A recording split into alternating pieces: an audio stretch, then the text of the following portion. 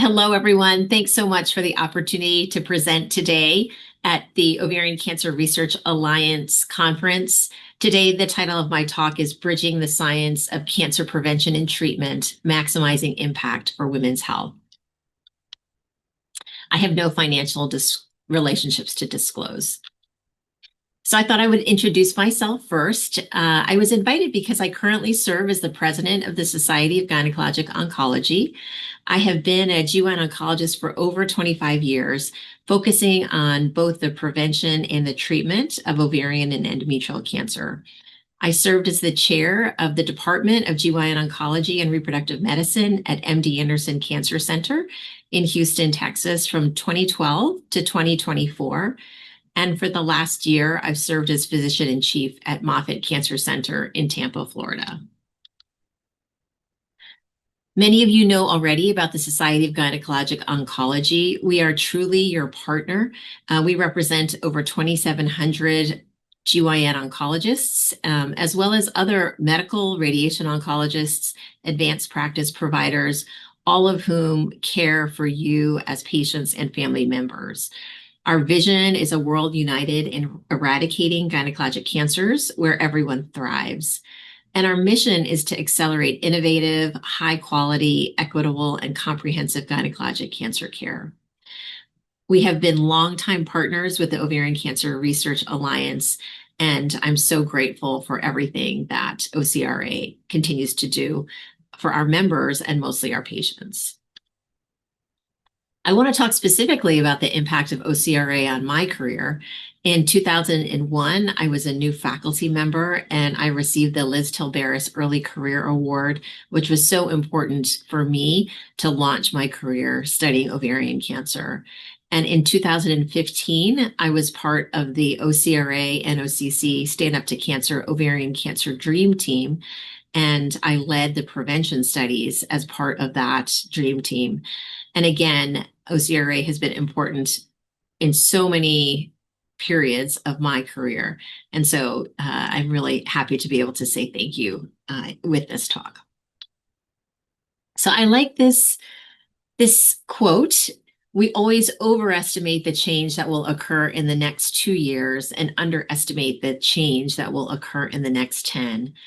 And I like this quote because I think sometimes it's frustrating to feel like we aren't seeing enough progress in cancer research. And now that it's been almost 30 years since I started on my journey in GYN oncology, I've realized that sometimes from year to year, you don't feel the change, but over kind of decades, you realize that there have been major advances in our field. And so I'm going to talk about some of those today. So 25 years ago, I was a GYN oncology fellow at Brigham and Women's Hospital and Dana-Farber Cancer Institute. And this is a picture with my co-fellow in 1999. And in the mid-90s, which doesn't seem so far away to me, but really is quite a long time ago, we cloned these two genes, BRCA1 and BRCA2. And we identified these genes and specifically mutations in these genes as causing an increased likelihood of developing ovarian cancer and breast cancer. And so when I was a fellow, these were two of my very important mentors, Dr. Mike Muto and Dr. Judy Garber. And as part of my research training, we identified families of individuals that had a high likelihood of breast cancer and ovarian cancer. And with the identification of those genes, we were able to do genetic testing on those family members. And in those family members who were identified as being positive, we did what's called risk-reducing removal of their ovaries and their fallopian tubes.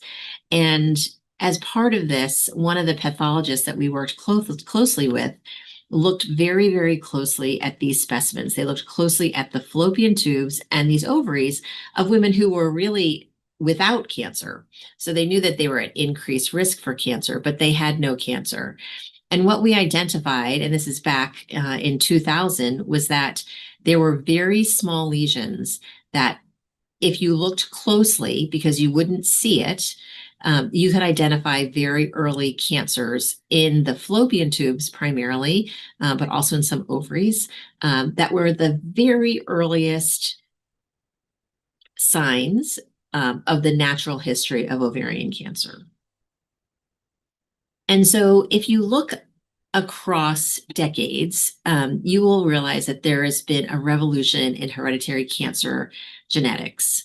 In the late 1800s, there was already identification that there were families where there was an increased risk of cancer. And in 1880, there was a French physician who identified in his wife's family an increased risk of breast and ovarian cancer. And it really wasn't until the 1960s that this inheritance pattern in families was really studied. And Dr. Henry Lynch was one of the key founders of the field of cancer genetics. In the 1990s, when I was a fellow, that's when there was a very rapid identification of the specific genes where mutations would be inherited from one relative to another and would increase an individual's risk of developing certain types of cancers. In the 2000s, we really identified risk-reducing strategies. So that was a period of time where there was a lot of studies around the fact that if you really wanted to prevent the development of ovarian cancer, that the recommendation, kind of the cornerstone of treatment, was removal of the ovaries and the fallopian tubes after childbearing. Also during this time, there was developments in terms of, I'm going to talk a little bit more about this, about laws that prohibited discrimination based on genetics. In 2010, kind of to 2020, there was a lot going on in terms of identification of treatments for those individuals that carried mutations in these genes. And so that really kind of changed the emphasis from, oh, this is something that could help your daughter, or this could help your relatives, to this could help you as an ovarian cancer patient. And then in the last 5 to 10 years, there's been a real focus on increased access to genetic testing and an increased number of what we call previvors, those individuals with no cancer at all, but who are at increased risk of cancer. So the topics that I'm going to talk about today, first is the power of genetic testing in ovarian cancer patients. The second is the emergence of young previvors and of prevention strategies. And the third is how do we broaden the impact of what we've learned about ovarian cancer so that it can impact prevention to all women. And so in each of these topics, I'm going to give you a take-home message. It's a privilege to be able to talk to so many patients and their caregivers. And I want to have very clear messages for the audience today. So my first take-home message is all women with ovarian cancer should have genetic testing. So if you're a woman with ovarian cancer, I really want you to understand from your doctor, have you had genetic testing and what type of genetic testing have you had? I'm also going to start by saying when I say ovarian cancer in this talk today, I'm specifically referring to high-grade epithelial ovarian cancer. And we know that there's different types of ovarian cancer. The vast majority of ovarian cancers are high-grade epithelial ovarian cancers, but we know, and I know that there will be people listening today that have other types of ovarian cancer, including low-grade serous ovarian cancer, germ cell tumors, or stromal tumors like granulosa cell tumors. So this talk today is really focused on women who have high-grade epithelial ovarian cancer. And the important part of this take-home message is that the importance of genetic testing is not just for the relatives for prevention, but also for their own treatment of ovarian cancer. So I think the question that many of you will be asking is, do I have inherited ovarian cancer?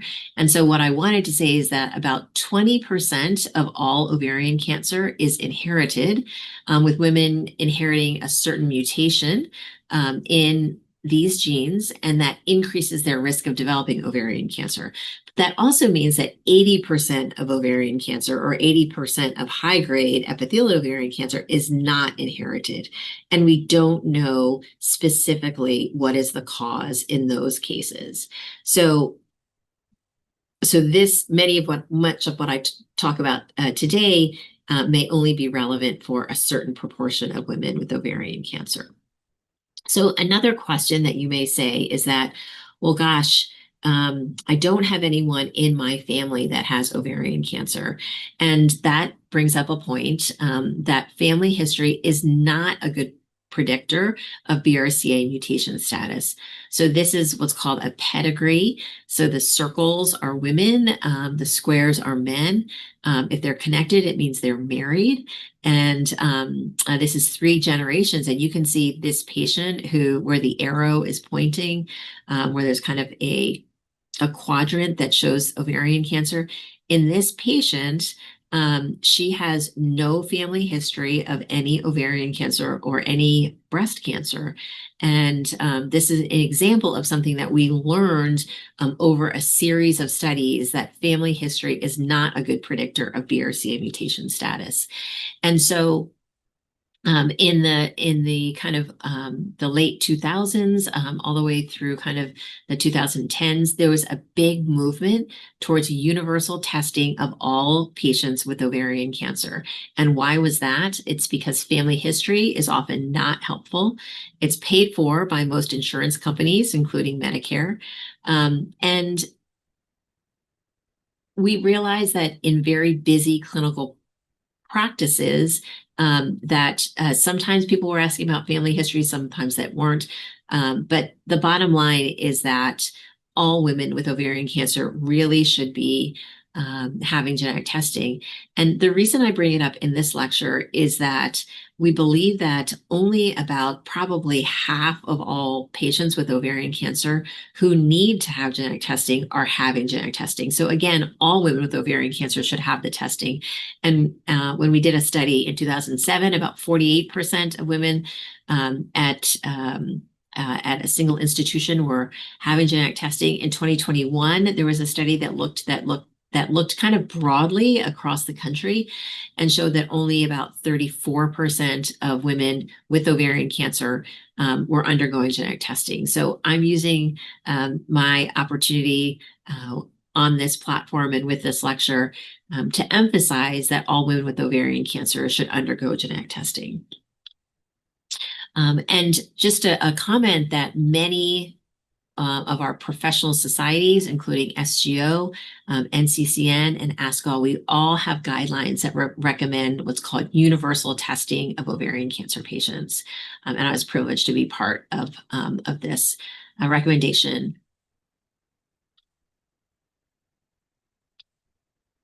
So I just wanted to talk for a minute about this federal law. It's called the GINA Act, or the Genetic Information Non-Discrimination Act, and it prohibits group and individual plans from using genetic information to determine eligibility or premiums. And it really was meant to protect individuals from losing their insurance based on genetic information. I always tell patients that it does not apply to disability insurance or to life insurance. Those are different types of insurance, but from a health insurance standpoint, this federal law protects individuals. So there was a major game changer in that before, doing the testing for BRCA1 and BRCA2 was helpful to relatives, to your daughter, to your sister, if you had ovarian cancer. But now we know that having that information helps your doctor determine treatment for you for your ovarian cancer. So for individuals who have BRCA mutations, we recommend a PARP inhibitor for maintenance treatment after completion of upfront therapy for ovarian cancer. And in those women with platinum-sensitive relapsed ovarian cancer, there are multiple studies that recommend PARP inhibitors for, again, maintenance treatment after completion of chemotherapy for platinum-sensitive recurrent ovarian cancer. So what used to be kind of something that was good to know and helpful to know for relatives has now become critical to know in terms of determining the right personalized treatment for ovarian cancer patients. And so when I want you to ask your doctor, not just, did I have genetic testing, but also what was the test that I had? So there's currently two types of tests. One is only looking at the tumor, in which they'll send part of your tumor to a company and they'll do what's called tumor-only testing or somatic testing. Really, we recommend, or I recommend, both germline and somatic testing. And right now we're in a very messy period because we know that the recommendation is for all women with ovarian cancer to have testing. The question is what type of testing to have. I can speak for myself in saying that I recommend both germline and somatic testing. So I think it's important for you to talk to your doctor and understand what type of testing that you've had. The somatic testing or the tumor testing will help determine what type of treatment that you should have. But when you have both, that will help both you and will help your relatives as well. And so this is just kind of a schematic of what BRCA1 and BRCA2 look like. They're large genes, and mutation can be found anywhere in these very, very large genes. And what's complicated things a little bit more in the recent years is that in addition to BRCA1 and BRCA2, we also have what's called moderate penetrant genes. So if BRCA1 and BRCA2 increase your risk quite dramatically of ovarian cancer and breast cancer, moderate penetrant genes also contribute to risk of ovarian cancer, but at a lower level. And so if I'm going to talk about kind of two statistics. The first is that if you look at all ovarian cancers, and this was a study that looked at a large number of women with ovarian cancer, and of those women, about 17.8% had a BRCA1 or 2 mutation. And then we found another 6.4% of women who had what we call moderate penetrant genes. I call them kind of alphabet soup genes. The reason I mention them is that your doctor may say to you, oh, we identified that you have an inherited form of ovarian cancer, and you may have a RAD51C mutation, a RAD51D mutation, PALB2, BRIP1. These are examples of moderate penetrant genes. And so in these cases, we will often recommend also that you have PARP inhibitors if you have ovarian cancer. And we will also recommend that your relatives consider genetic testing to see if they also carry this mutation, which increases likelihood of ovarian cancer. And so I love this picture because you can see that if you put that ovarian cancer patient as that drop of water, knowing the genetic test result impacts so many concentric circles. It impacts their relatives, both their male and female relatives, kind of their immediate family, as well as their extended family. And so this is something called cascade testing. So when we identify a genetic mutation in a cancer patient, that patient has therapeutic options for treatment. PARP inhibitors we talked about, but there are other treatments that are coming down the pike that are being studied that may have a particular benefit if you have a mutation in your tumor. Family members can also be tested. This is called cascade testing. And we know that the greatest opportunity to prevent cancer is when your relatives test, and if positive, can undergo preventive strategies, including preventive risk-reducing surgeries. This was a study that we published in 2009, and we basically wanted to model out how many future cancers could you prevent in first-degree relatives if you tested all women with ovarian cancer? So the reference strategy is on the left.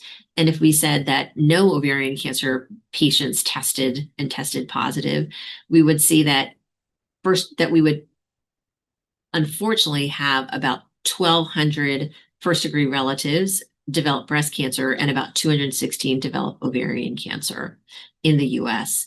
If we go all the way to the right and we tested all ovarian cancers, this is just in 1 year, and we tested all of them, and we modeled out first-degree relatives testing positive and undergoing risk-reducing surgery, that we could decrease ovarian cancer incidence in these first-degree relatives by 44% and decrease breast cancer by 26%. So this study just highlighted the power of genetic testing for preventing cancer in first-degree relatives. And so kind of this is the take-home message again, this power of genetic testing. A newly diagnosed ovarian cancer patient should undergo germline and tumor testing. They'll have their results reviewed, and if they're positive, their treatment will be different. We also would have you talk to your doctor about whether breast screening and other risk reducing options are necessary. But importantly, for family members, they can undergo predictive testing and with risk reduction options as well. So the second topic I'm going to talk about today is this emergence of young previvors. That was a new word, and the prevention strategies that have developed over the last 20 years. And when we look at ovarian cancer incidence and mortality, we actually are seeing a very slow decrease in both the incidence and the death rates from ovarian cancer. We're proud of this, but we would like it to go down faster. We believe that much of the decrease has been around identification of individuals that have an inherited predisposition to ovarian cancer and have undergone risk-reducing surgery. That's one aspect for why this has decreased in incidence. And this is kind of an example. You can see the arrow is on a patient with ovarian cancer who tests positive for BRCA1. And then if you look at kind of all of the individuals in her family, each of her daughters has a 50-50 chance of having that BRCA positive result.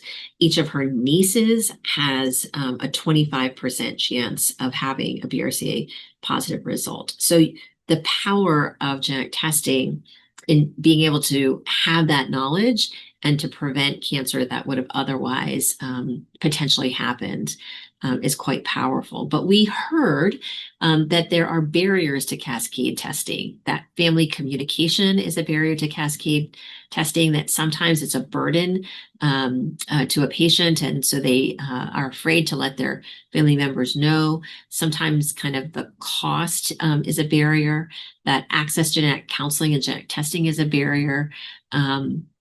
And systems issues.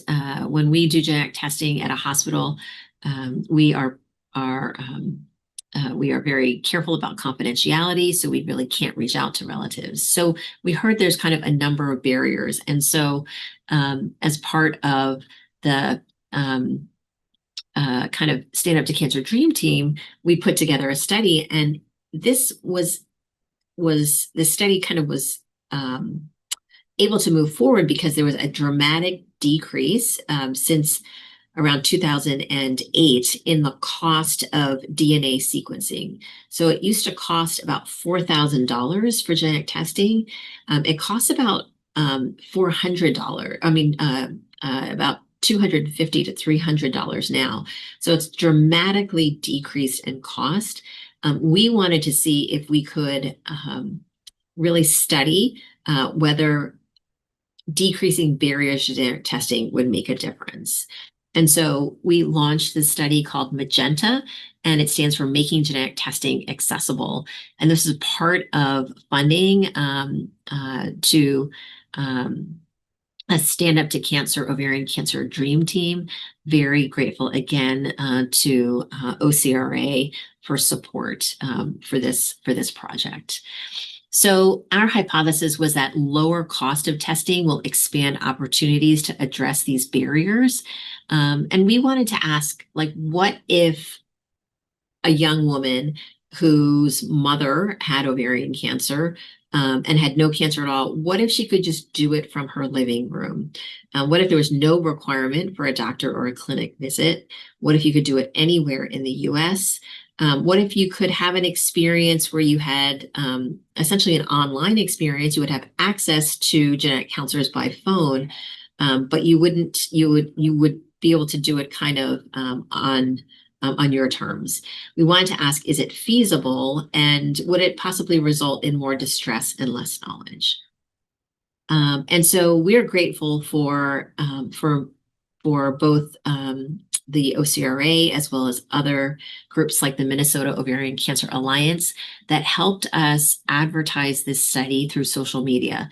So although we were funded to do the study, most of that funding went into the actual conducting of the study and not towards advertisement. And so we really learned about the power of social media because we had our partners really kind of spread this knowledge to their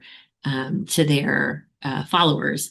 And we're really proud that we enrolled over 3,000 individuals, and we enrolled women in every state. So all 50 states of the United States, we had individuals that participated. And I'm hoping that some of you who are listening today participated in the study. The study went from August of 2016 to December of 2019. The results of the study was that really we had 4 different arms. We had one arm that had pre-test and post-test phone counseling, but we had different arms that had just online pre-test counseling or online post-test counseling, or maybe both online pre and post-test counseling. All patients who tested positive were required to talk to a genetic counselor, and genetic counselors were always available by phone. And so we found really that all of the 3 arms that delivered genetic counseling through an online module, there was no difference in any of those arms compared to the control arm. We also found that actually the completion rate was the highest in the 2 arms that did not require you to have pre-test counseling with the genetic counselor. And so, while not definitive, these results really support the use of a genetic testing paradigm where you can have individual kind of post-test genetic counseling only for patients with positive results and for those patients who request counseling, but you're able to do this as kind of an online experience. And I just wanted to kind of read this to you. This was so gratifying. This was an email that just showed up in our email as part of this study. This person says, in June of 2006, I lost my mother to ovarian cancer. At the time, there was very little known about the BRCA gene, and my doctors did not encourage testing. Even as more evidence came out about the BRCA gene, I thought it wouldn't be me. My mom was the only person with cancer in our family, so no family history. And this person said, I've worked in the cancer world for more than 10 years, and I always thought it wouldn't be me. OCRA posted on Facebook about the Magenta study. And I remember thinking I should do this so I can know the process and encourage others. I signed up, and within 2.5 months, I found out I have a mutation in the BRCA2 gene. Shock, fear, denial, just a few feelings I went through. If it wasn't for all the signs that I needed to be tested and the ease of testing through the Magenta study, I probably wouldn't be tested. Now that I've processed the information, I consider myself lucky as I know my risks. I'm young and have a wonderful hospital nearby. The Magenta study makes the process so easy that there really is no excuse for women to not get tested. I hope that you fill every seat in this study and women see how important it is to know your risks. Thank you for giving me the knowledge that can save my life. I just want to say that OCRFA saved this woman's life by encouraging her to undergo genetic testing. And nowadays, you can actually, if you are a daughter or a sister of someone who has ovarian cancer and you want to be tested, there are companies and it costs anywhere between $250 and $300. And you can also do this type of kind of what I call genetic testing in your living room. I will say I want to kind of differentiate between what I call medical grade genetic testing from hobby genetic testing. So hobby genetic testing is like 23andMe or Ancestry.com. Those are kind of hobby genetic testing. They're not really medical grade genetic testing, but there are medical grade genetic testing companies, and I would talk to your doctor about those. You can do those online. And again, they can really save your life. So what I've noticed over 25 years is that the women who would come to see me in our high-risk ovarian cancer clinic used to be young women with breast cancer. These were young women with breast cancer who underwent genetic testing, were found to be positive, and were ready on that first visit to have surgery to remove their ovaries and fallopian tubes.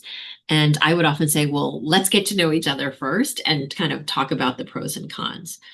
What I've noticed in the last 5 to 10 years is that the women who come to the high-risk ovarian cancer clinics are a completely different group of women. So now the largest group of women are what we call previvors. And so these are individuals who don't have cancer, but they possess a genetic predisposition to develop the disease. What we call a pre-survivor. And in 2007, this was one of the top 10 buzzwords, and this was kind of formed through FORCE, which is a advocacy group that advocates for high-risk individuals. But the term continues to be so relevant in our field. And so I'm going to talk a little bit now about previvors. And these are two charts that I like to show when I counsel women who have no cancer and have a BRCA1 or a BRCA2 mutation. This is an important graph because it shows a couple of things. One, at every age, your risk of breast cancer exceeds your risk for ovarian cancer. And then it also is important to show women that although the risk for ovarian cancer with a BRCA mutation can be as high as 40%, at the age that I'm normally seeing them, in their mid-30s or their 40s, their risk is still quite low. And so at the age of 40, kind of the risk is way below 10%. You can see between age 40 and age 50 that risk starts to rise, and that's why for BRCA1 we recommend risk-reducing surgery sometime before the age of 40, before that really starts to rise quickly. And then for BRCA2, it's the same story where breast cancer risk exceeds ovarian cancer risk. But again, that very high risk of cancer is not until the age of 70.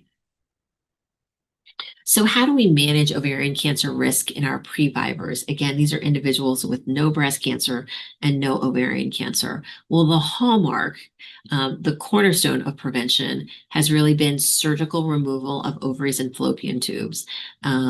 After childbearing, usually by age 40 for BRCA1 and by age 45 for BRCA2. We do recommend in women who don't have breast cancer, we do recommend hormone replacement.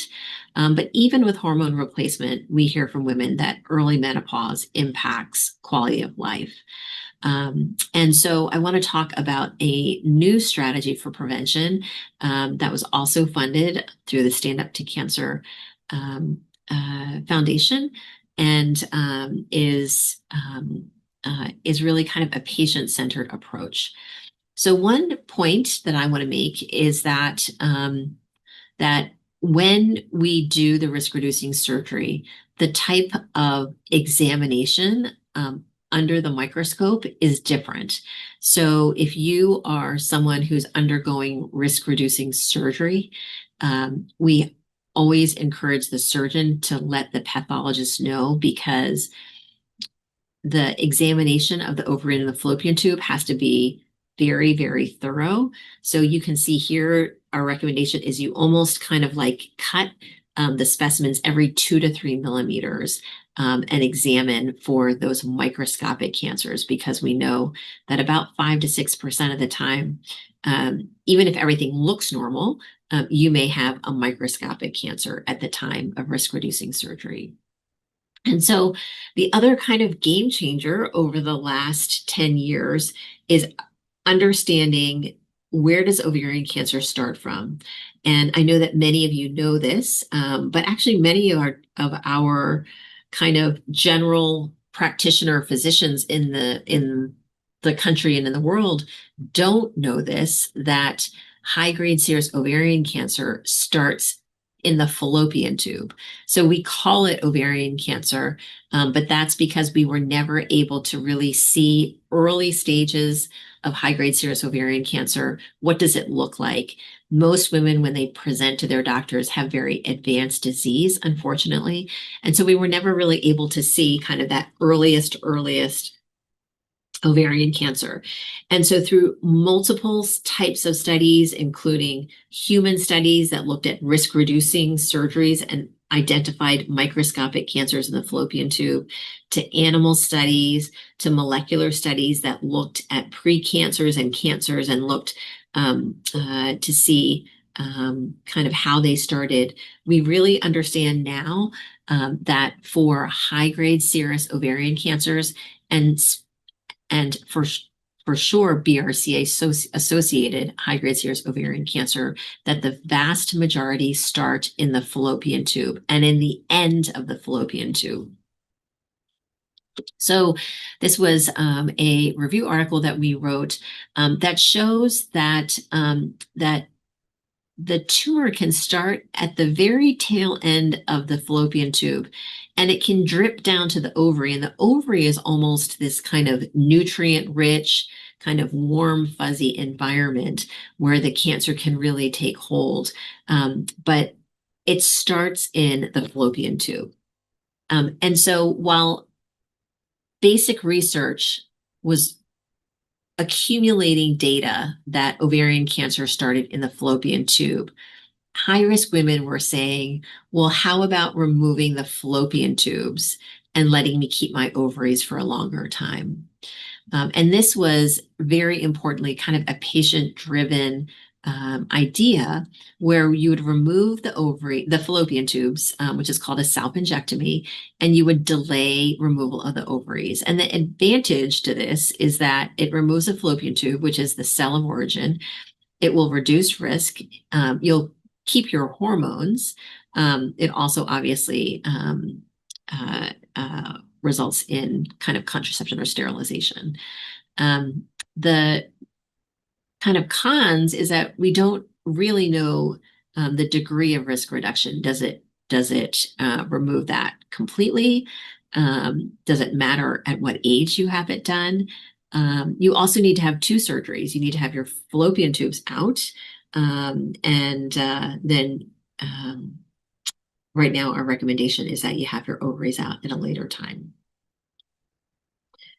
So we did a study where we actually talked or sent a survey to high-risk women and said, what do you think?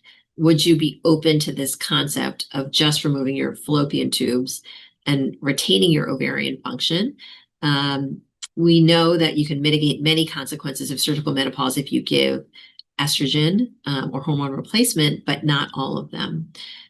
We know that there's sometimes detriments to quality of life, sexual function, bone density, cardiovascular, and cognitive health.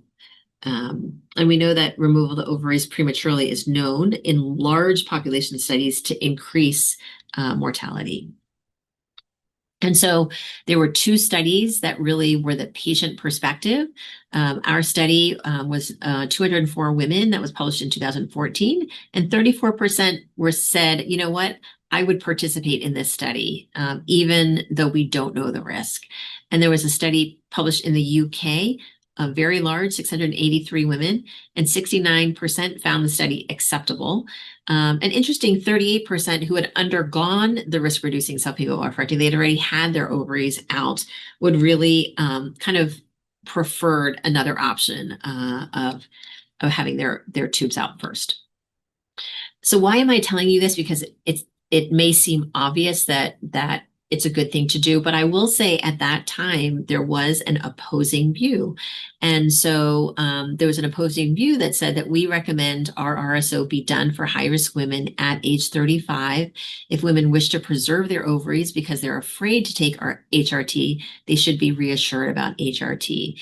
And I would say we don't have definitive data, and so it's important for women to understand that this is currently being tested. And so what is the study? What are the studies that have led up to this so far? So WISP is the name of this study that was done in the US. It was a prospective multi-center study. There were 9 US sites. It was non-randomized. We didn't think it was that women would really go for a randomized study here. And we enrolled 300 women. And this just shows these were premenopausal women. They had mutations in one of these genes. They could choose their choice of surgery. They could either have their tubes and ovaries out, or they could have just their tubes out and delay their oophorectomy. And our primary outcome was what women complained to us about the most, which is their change in sexual function. So we wanted to see kind of by doing the salpingectomy versus removing both the ovaries and tubes, could we really document that there was a significant change in sexual function? Because if there wasn't a significant change, then we would tell women, have your ovaries out. It's safer. We also looked at secondary outcomes, including menopause symptoms. And our hypothesis is that participants undergoing interval salpingectomy will report less decline in sexual function than those undergoing risk-reducing salpingo-oophorectomy. And so this is, we had 426 women enrolled across the US. And this is the number of women who answered the 6-month questionnaire and also the 12-month questionnaire. And so here you can see that there was a big difference at 6 months, and then also a big difference at 12 months between the groups in terms of their sexual function. And this analysis was restricted to women who were sexually active. Then we wanted to look at women who took estrogen replacement therapy, because again, we thought if there wasn't much of a difference between those after they took hormone replacement therapy, we would tell women, we'll just take your ovaries out and we'll give you hormone replacement therapy. And here you can see that even in comparing women who had their ovaries and tubes out and had estrogen replacement therapy, still there was a difference in sexual function at 6 months, and this remained at 12 months. And here you can see the total scores for each of the groups. Salpingectomy, there was a little bit of a decrease. When there was RRSO and no HRT, there was a big decrease. And even with HRT, there was a decrease. And so as you can expect for hormonal symptoms, if you had no hormone replacement, it was quite different. But really a lot of the hormone a lot of the symptoms could be mitigated when you had hormone replacement. So we concluded that salpingectomy had less impact on sexual function and menopausal symptoms than when we removed the tubes and ovaries. And when you take hormone replacement, it did mitigate changes in menopausal symptoms, but it did not help with sexual function. So at the same time that we were doing this study, the Dutch study with about 577 women were doing a very similar study. And they actually allowed for decreased oophorectomy for an additional 5 years. So they said, take your tubes out. And if you take your tubes out, we'll delay having your ovaries out by 5 years for BRCA1 and for BRCA2. And so for both of these studies, we had very strict safety kind of stopping rules. And in both of these studies, they were not triggered. And so finally, what I want to say is that there's an ongoing international study across multiple studies in the world that is looking at the efficacy, not just kind of menopausal symptoms or sexual function, but really at does does this work?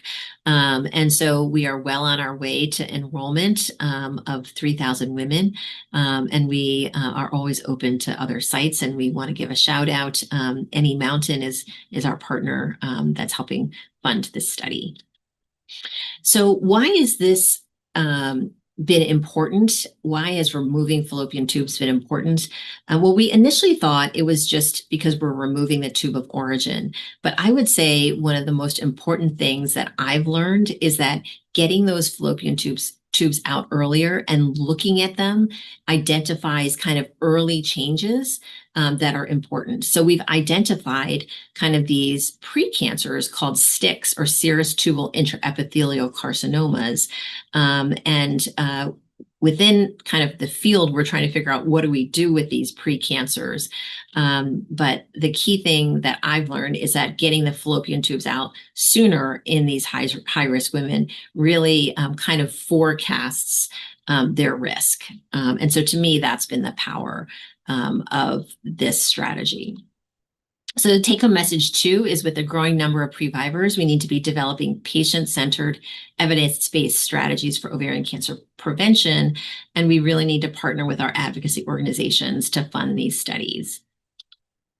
So at the very end, I've got about 5 minutes left, and I just want to talk about broadening impact of what we've learned to decrease ovarian cancer to all women in the world. And so as I was talking about, ovarian cancer incidence and death rates are falling. And so my take-home message, number 3, is that all women, regardless of family history or genetic testing, should know about something called opportunistic salpingectomy. Opportunistic means if you happen to have that opportunity, and salpingectomy is removing your fallopian tubes, is an option for ovarian cancer prevention. So what opportunity might that mean? It might mean, are you having a hysterectomy, but you're leaving your ovaries? Well, make sure that you have your fallopian tubes removed. What if you're having a tubal ligation? For many, many years, when I was training, we burned the tubes. Now we recommend that you actually remove the tubes. And what about if you're having other abdominal surgery? Why don't you consider removing your tubes? And so that is the message that we are trying to get out to as many women as possible. There was a study that came out actually in the last week that showed that looked at a large number of women with ovarian cancer and said, if you are a woman with ovarian cancer, in your past, did you ever have a tubal ligation? Did you ever have your appendix removed? Did you ever have an opportunity that if you knew that fallopian tubes caused ovarian cancer, that you would have your tubes removed?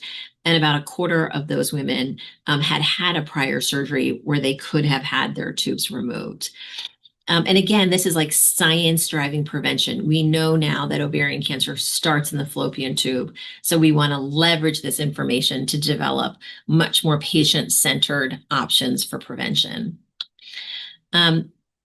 This was a very important study that came out from Canada, from British Columbia, that looked, their entire province really committed to doing opportunistic salpingectomy when they were doing other gynecologic cancers.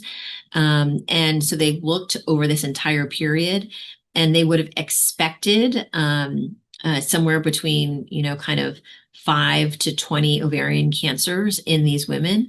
And they observed 0 ovarian cancers. And kind of from a population level, this is evidence that opportunistic salpingectomy really saves lives.